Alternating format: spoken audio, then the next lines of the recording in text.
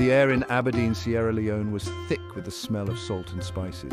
It was a coastal town, alive with the rhythm of the sea, and nestled in the heart of it all was Mama Oya's kitchen. Her little stall was a beacon of warmth and flavor. Locals and visitors alike flocked to taste her cooking. Mama Oya was famous for her traditional dishes. Each one was a burst of flavor made with love and generations of tradition.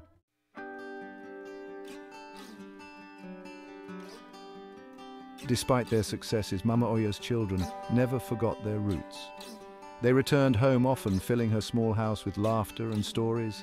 Their visits were the highlight of her day. She would sit with them, listening intently as they shared their lives. Mama Oya treasured these moments, her heart overflowing with love and contentment. Life for Mama Oya was a tapestry woven with threads of love, hardship, and triumph. She had faced life's challenges head-on, emerging stronger and more resilient. Her children were her strength, her reason for being. Their happiness was her happiness. And in their success, she found her own.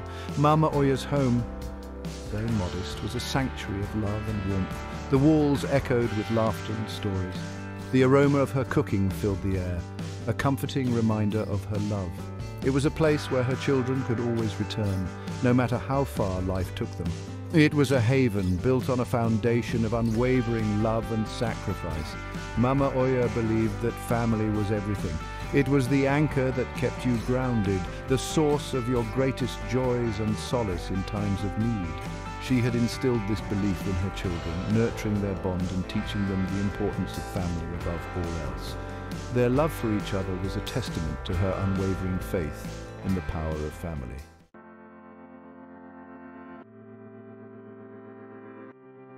Time, like the tide, brought changes to Mama Oya's world. Her eldest, Kweku, found love in the city. Isata, his bride-to-be, was a vision of modern elegance. She carried herself with an air of sophistication that both impressed and intimidated Mama Oya. The news of their impending marriage rippled through the family like a gentle wave. There was excitement, of course, but also a flicker of uncertainty in Mama Oya's heart. The wedding was a grand affair held in the city where Kweku had built his life. Mama Oya, adorned in her finest clothes, beamed with pride as she watched her son take his vows. Isata, radiant in her wedding gown, was a picture of beauty. But beneath the surface, Mama Oya noticed a certain coolness, a distance in Isata's eyes that gave her pause. Life in the city was a far cry from their quiet coastal town. Isata, ambitious and driven, had little patience for the simplicity of Mama Oya's world. She found their traditions outdated, their way of life backward. Mama Oya, sensing this disapproval, tried her best to bridge the gap. She showered Isata with kindness, hoping to earn her daughter-in-law's affection. Kweku, caught between the two most important women in his life, found himself walking a tightrope. He loved his mother dearly, respected her values, but he was also captivated by Isata's modern outlook. He yearned for her approval, wanted her to be as much a part of his family as his mother was. Yet he couldn't shake off the feeling that their worlds were slowly drifting apart.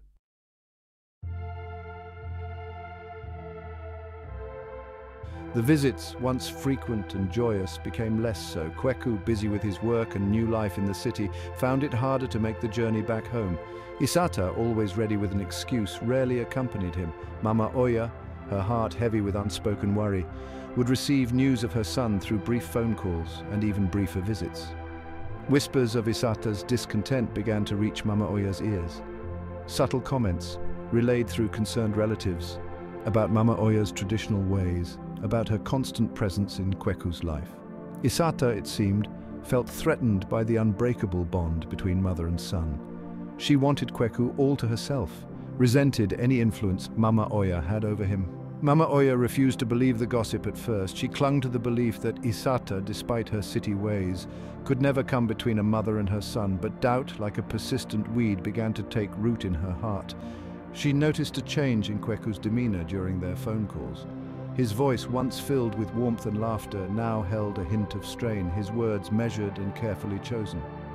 One day Kweku arrived for a rare visit, but without Isata. Mama Oya, her heart leaping with hope, welcomed him with open arms. But Kweku seemed withdrawn, his usual cheer replaced by a somber silence. When questioned about Isata, he would only offer vague explanations, his eyes avoiding his mother's. Mama Oya knew then that something was amiss, that the whispers she had dismissed were more than just idle gossip.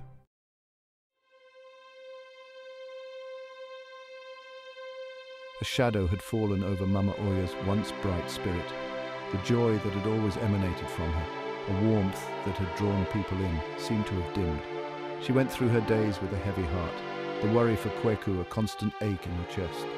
The aroma of her cooking, once a source of comfort, now carried a hint of sadness, a reflection of her troubled mind. Adama and Sori, sensing their mother's distress, tried to offer comfort.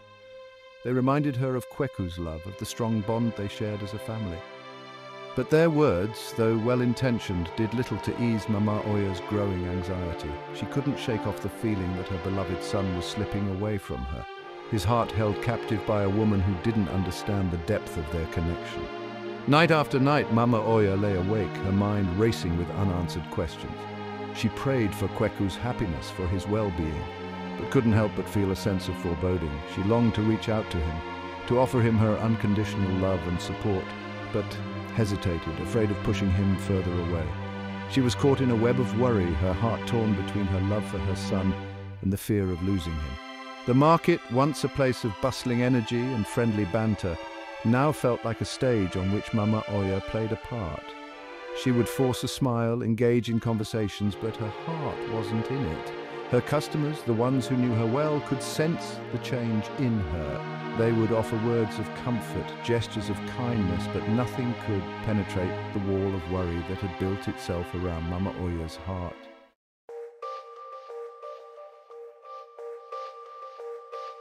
And days bled into weeks, weeks into months. The silence from Kweku became deafening. His calls, once a lifeline for Mama Oya, dwindled to a trickle, then stopped altogether.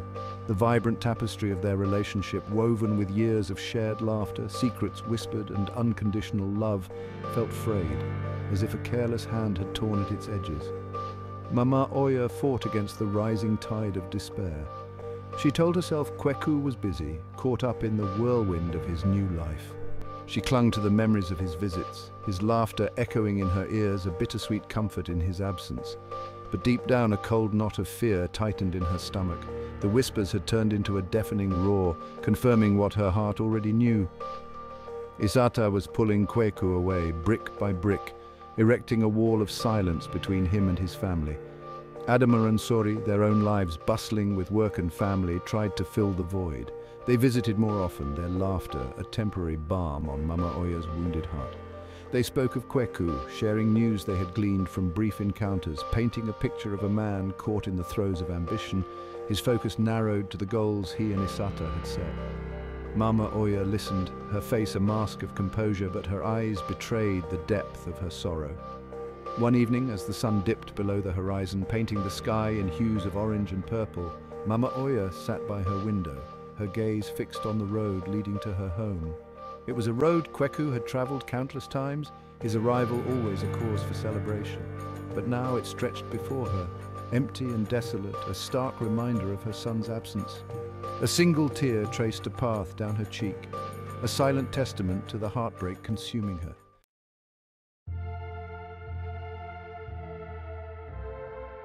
The vibrant energy that had always been Mama Oya's trademark began to fade. Her stall at the market, once a hive of activity, felt strangely muted. Her aromas of her renowned dishes, though as enticing as ever, couldn't mask the sadness that clung to her like a shroud. Her customers, their lives intertwined with hers through years of shared stories and daily exchanges, noticed the change. They greeted her with worried frowns, their inquiries met with a wan smile and a shake of her head.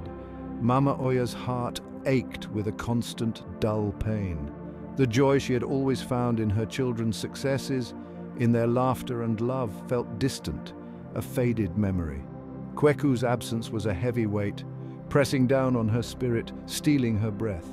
She found solace in the company of her other children, their love a beacon in the encroaching darkness.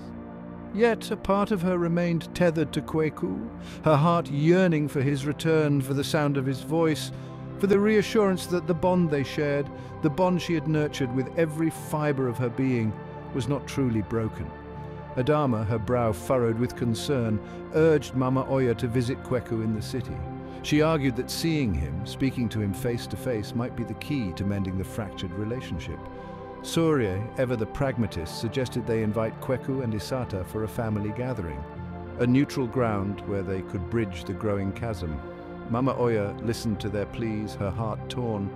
A part of her yearned to see Kweku, to look into his eyes and find the son she knew still resided within. But a stronger, more primal fear held her back, the fear of rejection, of witnessing the depth of the chasm that now separated them.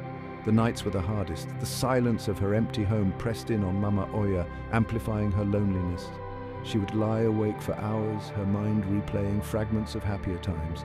Kweku's infectious laughter as a child, his pride as he showed her his engineering drawings, the warmth of his embrace. These memories, once a source of comfort, now felt like shards of glass piercing her heart with their poignancy.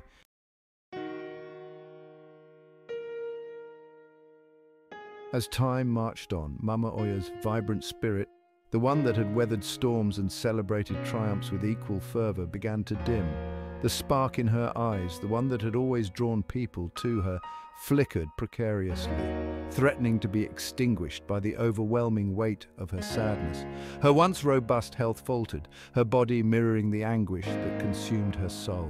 She found it harder to summon the energy to run her stall, her movements slow and labored. The market, once a source of purpose and connection, became a burden, a reminder of the joy that had seeped out of her life. Adama and Sori, their hearts heavy with worry, took turns tending to the stall, their presence a poor substitute for the warmth and laughter that had once filled the space. Mama Oya retreated further into herself, her world shrinking to the confines of her small home. She found solace in her memories, surrounding herself with photographs of happier times, images of her children as toddlers, their smiles infectious, their eyes sparkling with mischief, adorned the walls. A faded photograph of her late husband, his arm around a young Kweku, occupied a place of honor on her bedside table. These images, remnants of a past she clung to with increasing desperation, were all that stood between her and the abyss of despair. Despite the pain that gnawed at her, Mama Oya never uttered a word against Isata. She understood in the depths of her grieving heart that love could be a powerful, blinding force. She prayed for Kweku, for his happiness, even if it meant his happiness existed in a world that no longer included her. Her love for him, unwavering and unconditional, transcended the hurt, the anger, the overwhelming sense of betrayal.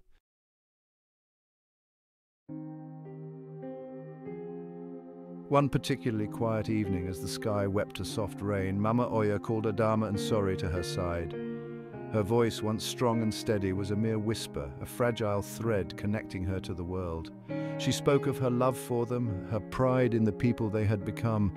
She urged them to remain close, to cherish the bond they shared as siblings, a bond that not even death could sever. Tears streamed down Adama's face as she listened to her mother's frail voice, each word a precious gem she would treasure forever. Sori, his usual stoicism crumbled, fought back sobs, his heart shattering into a million pieces. They knew, with a certainty that chilled them to the bone, that their mother was slipping away, her life's journey nearing its end. Mama Oya reached out a trembling hand, her fingers tracing the lines on their faces, committing their features to memory. She spoke of Kweku, her voice thick with unshed tears. She expressed her unwavering love for him, her hope that one day he would understand the depth of her sacrifice, the boundless nature of a mother's love. She made them promise to convey her message to him, to tell him that her heart had never truly closed its doors to him, that a mother's love transcended even the deepest wounds. As the night deepened and the rain continued its mournful symphony, Mama Oya closed her eyes, her breathing shallow and labored. Adama and Sori kept vigil by her bedside, their hands clasped tightly in hers, their hearts breaking with each passing moment. In the quiet stillness of the room, they could almost hear her whispers, faint echoes of a love that death itself couldn't extinguish, a love that would forever bind them together even as their world crumbled around them.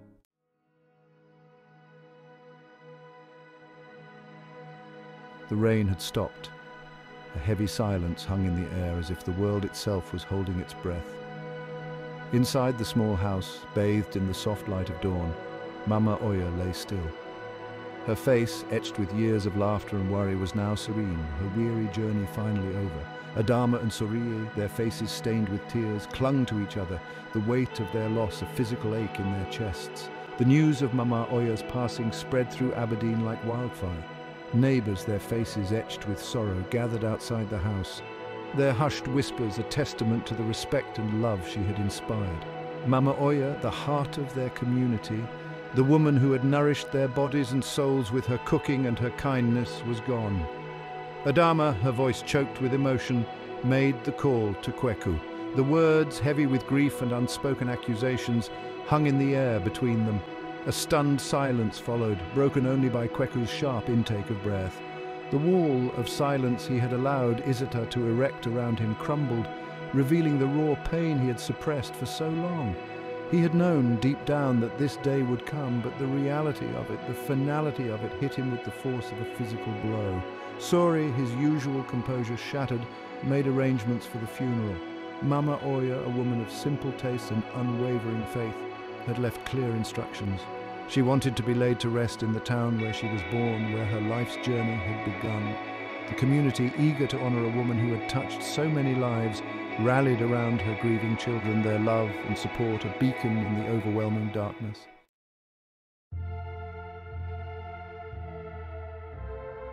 Kweku, his face pale and drawn, arrived in Aberdeen with Isata in tow. The journey, once so familiar, now felt alien, each mile a stark reminder of the time he had wasted, the opportunities he had squandered to reconnect with his mother. The guilt, a heavy weight he had carried for too long, threatened to consume him. He had spent years building a life with Isata in the city, chasing dreams that now felt hollow and meaningless. Isata's ambition, her relentless pursuit of success, had blinded him to the simple joys of family, the irreplaceable bond he shared with his mother. He had allowed her to chip away at his connection to his roots, convincing himself that their modern life, their sophisticated circle, was a fair exchange for the warmth and love he had left behind. The sight of his childhood home, the small house where laughter had once echoed through the rooms, brought a fresh wave of grief crashing over him. He remembered Mama Oya's infectious laugh, the aroma of her cooking filling the air, the way she always made him feel loved and cherished no matter what. The memories, once a source of comfort, now felt like accusations, each one a testament to his failings as a son. As Kweku stepped out of the car, his eyes met Adama's. The pain, the disappointment in her gaze cut through him like a knife. He saw the depth of his betrayal reflected in her eyes, the realization that he had chosen another's ambition over the unconditional love of his family. Shame washed over him, hot and suffocating, threatening to drown him in its depths.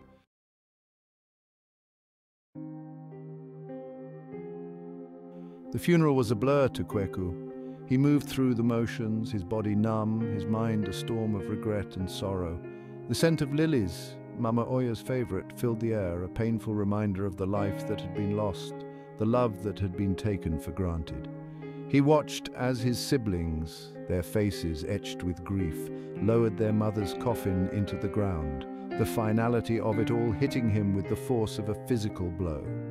As the earth covered the coffin, sealing Mama Oya away from the world, Kweku felt a part of himself being buried along with her.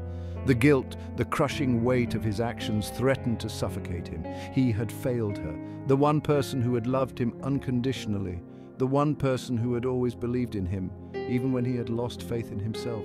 He stood there for a long time, his head bowed, tears streaming down his face, oblivious to the mourners who came to offer their condolences. Their words, though meant to comfort, washed over him, meaningless in the face of his overwhelming grief. He had built a wall between himself and his family, brick by brick, and now, standing at the precipice of his loss, he realized the true cost of his actions. Isata stood beside him, her hand resting tentatively on his arm. Her touch, once a source of comfort, now felt foreign, a stark reminder of the role she had played in his estrangement from his mother. He didn't pull away, couldn't bring himself to acknowledge her presence, his entire being consumed by the gaping hole in his heart. The mourners dispersed, their footsteps echoing in the silence that descended upon the graveyard. Kweku remained, rooted to the spot, his gaze fixed on the freshly dug grave. It was as if a part of him refused to leave her there, alone in the cold earth. He longed to turn back time, to undo the hurt he had caused, to tell her how much he loved her, how much he regretted his actions. But it was too late. The words, trapped in his throat for so long, now choked him with their futility.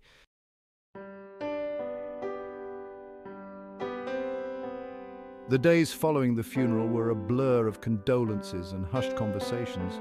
Kweku, his grief still raw, found himself at the center of it all, the recipient of both sympathy and unspoken blame. He saw the disappointment in Adama's eyes, the pain he had caused her, and knew that forgiveness, if it came at all, would be a long and arduous journey. Isata, her usual confidence shaken, hovered on the periphery, her attempts to offer comfort met with icy silence. She had witnessed the depth of Kweku's grief, the realization dawning on her that the bond he shared with his mother ran deeper than any ambition, any desire for material success. She had misjudged, underestimated the power of family, and now, faced with the consequences of her actions, she felt a pang of remorse, a flicker of understanding of the values she had so carelessly dismissed. One evening, as the sun began its descent, casting long shadows across Mama Oya's small living room, Kweku broke the silence that had settled between him and his siblings. He spoke of his regret, his voice thick with unshed tears, his words tumbling over each other in a torrent of self-recrimination. He acknowledged the pain he had caused, the trust he had broken, and begged for their forgiveness, knowing that he didn't deserve it, but clinging to the hope that somehow they could find a way back to each other. Adama, her heart still heavy with grief, listened to her brother's confession, her own tears a testament to the shared pain that bound them together. She had loved him always, even when his actions had made it difficult, and in that moment, seeing him so broken, so utterly lost, she knew that forgiveness, though it would take time, was the only way to honor their mother's memory.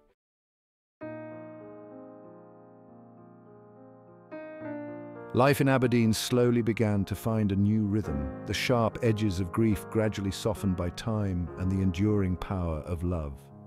Kweku, his eyes open to the shallowness of his previous pursuits, dedicated himself to rebuilding the bridges he had so carelessly burned. He visited his siblings more often, his presence no longer a source of tension, but a comfort, a reminder of the bond they shared. He threw himself into his work, but this time his focus had shifted. He sought out projects that would benefit the community, using his skills to improve the lives of others.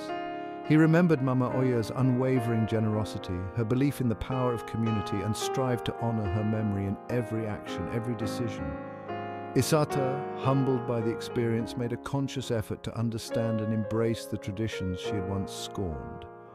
She learned to cook Mama Oya's recipes, her hands clumsily recreating dishes that had once seemed so simple, yet held within them the essence of Mama Oya's love and heritage. She treated her in-laws with newfound respect, her interactions with them genuine, her desire to connect heartfelt. Together, Kweku and Isata, their individual journeys of redemption intertwined, worked to create a legacy that would honor Mama Oya's memory. They established a community center in her name, a place where children could gather after school, where families could access resources and support, where the values of community and kinship, values Mama Oya had held dear, would be nurtured and celebrated. Mama Oya's physical presence may have been gone, but her spirit, her love, continued to resonate through the streets of Aberdeen, a testament to the enduring power of a mother's love, a love that transcended loss, a love that had the power to heal even the deepest wounds.